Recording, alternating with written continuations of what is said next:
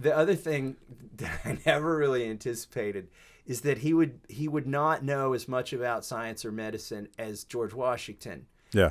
Because that was the precedent. You know, they always say, oh, well, George Washington made people get the smallpox inoculation. Well, go read his orders.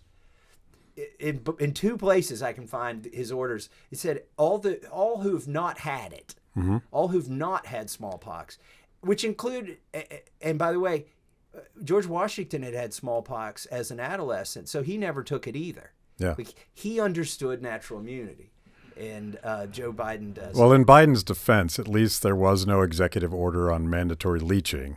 So, Yeah. So there has been progress. There has been progress, but even leaching made more sense than what's gone on. Yeah. And by the way, now they're sort of kind of acknowledging that some of these off-patent generic things like ivermectin might have worked a couple years late.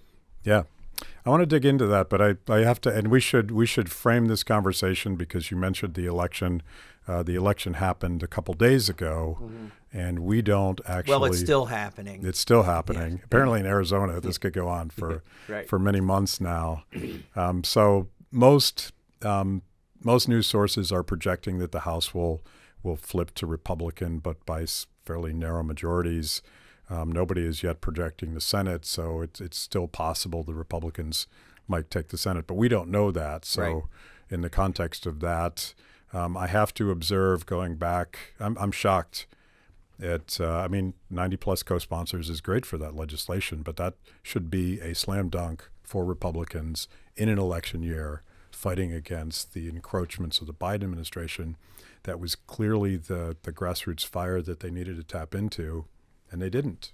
Maybe there's a reason why.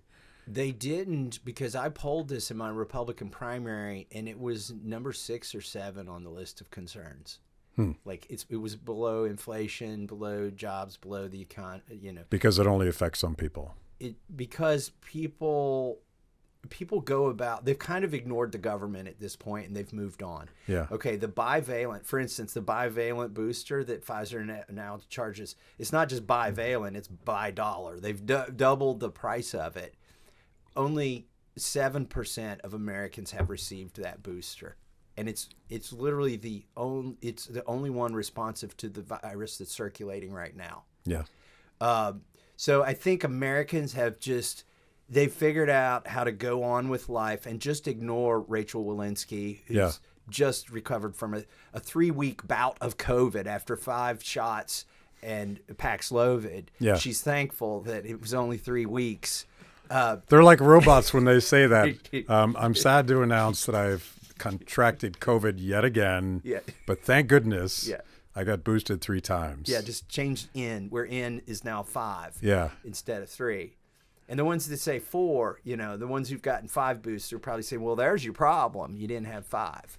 You didn't get the bivalent booster that was tested on 8 mice. So this is something in the hearing. We're all like, sorry to interrupt, but 7% of Americans are buying it at this point. Yeah.